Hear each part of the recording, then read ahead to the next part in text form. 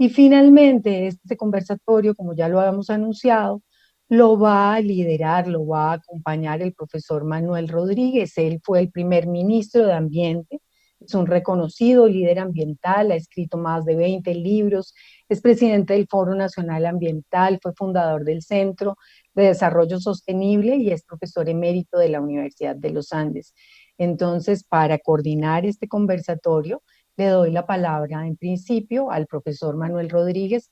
Bienvenidos todos. Muchas gracias eh, y muchas gracias por haberme designado como moderador de este conversatorio.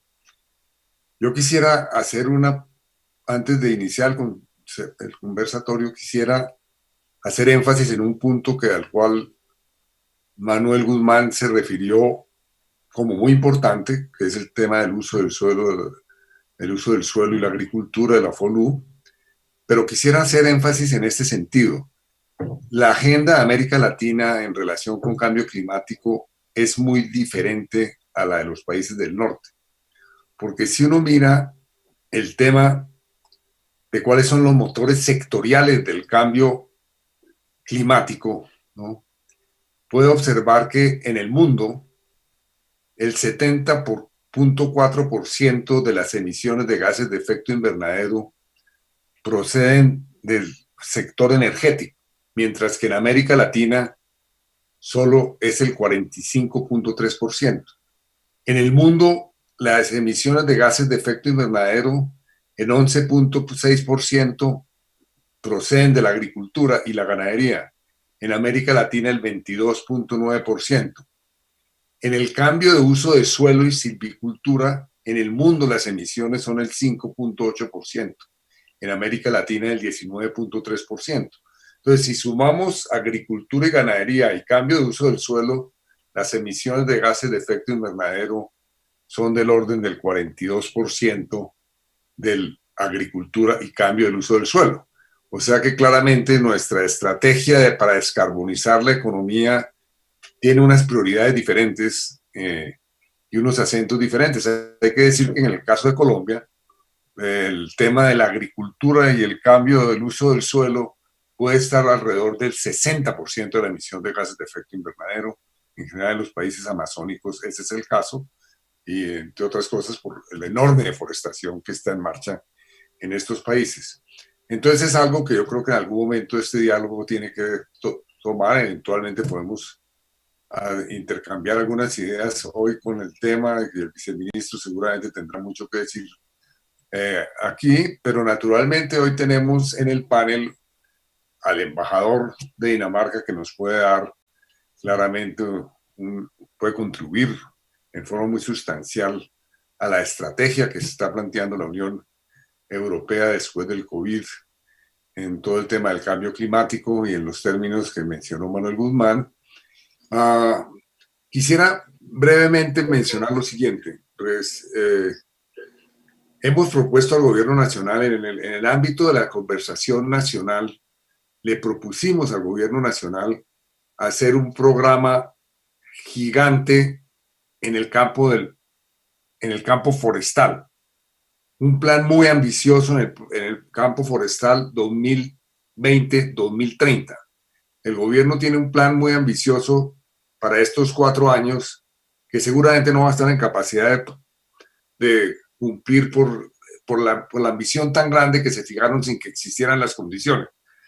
Pero muy en síntesis, el gobierno aceptó esa propuesta y estamos trabajando con el Ministerio del Medio Ambiente bajo el liderazgo del ministro Ricardo Lozano en generar las bases de lo que sería un gran plan nacional forestal 2020-2030, que obviamente incluye la lucha feroz contra la deforestación, incluye un plan masivo de restauración, un plan masivo de reforestación comercial. Óigase bien, ministro, en la reforestación comercial hay una enorme oportunidad en Colombia, y un plan masivo de transformación ganadera a través de sistemas silvopastoriles. Lo interesante hoy es que en el pasado se han hecho planes de este tipo, pero no ha habido recursos económicos. Y en esta ocasión parece que se cruzaron los astros que hay unos recursos económicos nuevos para la gestión ambiental muy sustanciosos. Uno es el impuesto al carbono, que ahorita que debe ir aproximadamente el 30% a la gestión ambiental, y esperemos que lo recaude el Ministerio del Medio Ambiente próximamente. Y el otro es una reforma que se hizo la ley de regalías, en la cual se destina el 5% para la gestión ambiental en diferentes ítems. 5% de las regalías es 1 billón de pesos al año aproximadamente, para mencionar esos dos casos. Y en tercer caso es que hay una cooperación internacional importante para reducir la deforestación que asciende al orden de $400 millones para estos próximos 4 años. Entonces, digamos, hay unos recursos nuevos que permitirían generar en el post-COVID un gran plan que tiene que ver con el cambio climático, obviamente la reforestación, la antideforestación, etcétera, etcétera. Es una gran estrategia para lidiar con el tema del cambio climático y simultáneamente, óigase bien, crear empleo, porque la reforestación, la restauración, etcétera, genera una gran cantidad de empleo. Hemos estado recordando cómo en el New Deal, el presidente Roosevelt lanzó un programa gigantesco de reforestación para crear empleo y para la cuestión natural. Roosevelt era un hombre muy naturalista y reforestaron en 10 años 3.000 millones de árboles en Estados Unidos y generaron 250.000 empleos permanentes y 3 millones de empleos temporales. Entonces, digamos, ese es un plan que por fortuna el gobierno nacional ha aceptado que es una alternativa. Lo aceptó antes del COVID y, digamos, tiene aún más vigencia por el hecho de que puede ser un gran generador de empleo y de reactivación de la economía en el post-COVID, existiendo los recursos para ello, y tiene mucho que ver con el tema del cambio climático.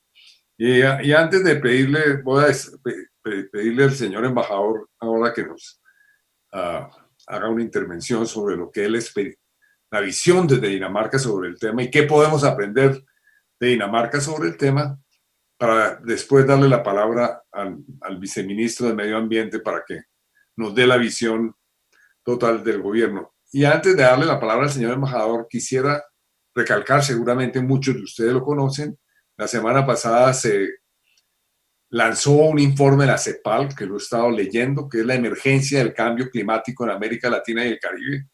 ¿Seguimos esperando la catástrofe o pasamos a la acción? Un gran informe en el cual se plantean sin duda políticas macroeconómicas para la región con el fin de enfrentar la mitigación al cambio climático y simultáneamente la adaptación. Creo que es el mejor informe que en mucho tiempo he visto en América Latina sobre el tema y yo creo que podría ser sin duda un punto de referencia también para estos diálogos, porque el informe llega a establecer políticas muy concretas a nivel macro y microeconómico, etcétera, etcétera. Bueno, yo quisiera también hacer énfasis en el punto de la participación ciudadana, la concertación con los diferentes sectores de todo este tema. Este tema lo vamos a lograr llevar a cabo siempre y cuando haya un gran acuerdo social a los más diversos niveles. Y obviamente eso implica en un país como Colombia poner de acuerdo los grandes sectores industriales, los grandes grupos industriales, los grandes grupos de comercio, pero también significa muy fuertemente, señor embajador, trabajar con las comunidades de base. Por ejemplo, el tema de la lucha contra la deforestación, que es absolutamente crucial para el tema del cambio climático, porque si no logramos derrotar la deforestación, eventualmente todo lo que se haga en el sector industrial y energético para descarbonizar la economía podemos, como se dice, borrar con el codo lo que hicimos con la mano, ¿no? Entonces, tener grandes avances con energías renovables, etcétera, y una buena respuesta del sector industrial, pero simultáneamente, si no logramos derrotar la deforestación, pues estamos en una situación compleja. Y si no logramos hacer un gran plan de restauración ecológica, sobre todo los bosques, y un gran plan, un gran programa de transformación de la ganadería, y eso implica trabajar no solamente con grandes grupos económicos, sino también con las comunidades de base, por ejemplo, la transformación ganadera. Ya mencionaba yo aquí que buena parte de la emisión de gases de efecto invernadero tiene que ver con la ganadería y la forma del uso del suelo del sector ganadero. Bueno, esos son pequeños empresarios, medianos empresarios, grandes empresarios. O un objetivo fundamental, que es tratar de conservar la gran cobertura forestal que hay en los resguardos indígenas. Eso implica fortalecer el gobierno de los indígenas sobre esos resguardos. Entre otras cosas, el gobierno de Dinamarca en el pasado ha sido tremendamente, ha contribuido muchísimo a través de diferentes programas de cooperación técnica en este gran proyecto nacional que es desde los resguardos indígenas. Pero simplemente insisto en esto para, en esta conversación con ustedes, pues hacer hincapié en uno de los temas fundamentales que es el cambio del uso del suelo y la agricultura. Sin duda en el Plan Verde, y a eso se referirá el viceministro seguramente, en Colombia se han hecho avances importantes en tratar de crear las bases para ir hacia una agricultura que claramente sea, digamos, emita menos gases de efecto invernadero, sea más resiliente y a su vez también haga mejor uso del suelo y sea más productiva. En eso se está avanzando en Colombia en forma muy interesante, como si existe el paquete tecnológico para transformar la ganadería y ahí tenemos que hacer un avance mayor.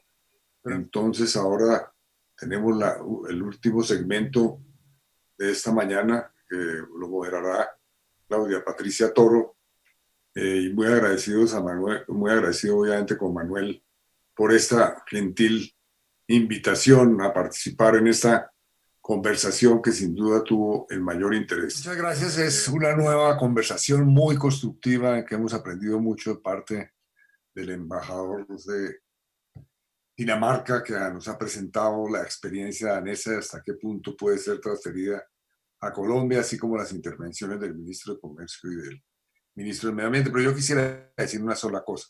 Aquí hemos estado hablando en términos políticamente correctos, pero no podemos olvidar que estamos frente a una catástrofe mayor, que es la del cambio climático, si no ponemos al mundo en la senda de no superar 1.5 grados centígrados de incremento promedio de la superficie de la Tierra en los próximos años.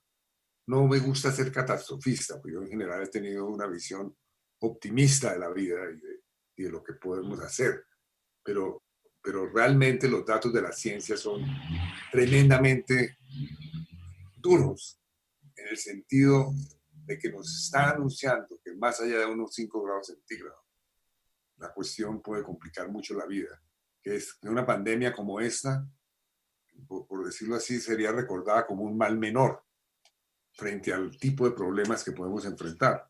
Más si vamos hacia 2 grados o 3 grados o 4 grados centígrados. Entonces, hoy nuevamente, pues estamos hablando de la solucionática, ¿no? ¿Cómo se puede resolver y enfrentar el problema? Pero el punto es que siempre tenemos que tener en la cabeza que estamos frente a un hecho único en la historia de la vida del Homo sapiens en la Tierra, que es una amenaza de la cual nunca habíamos tenido noticia, experiencia.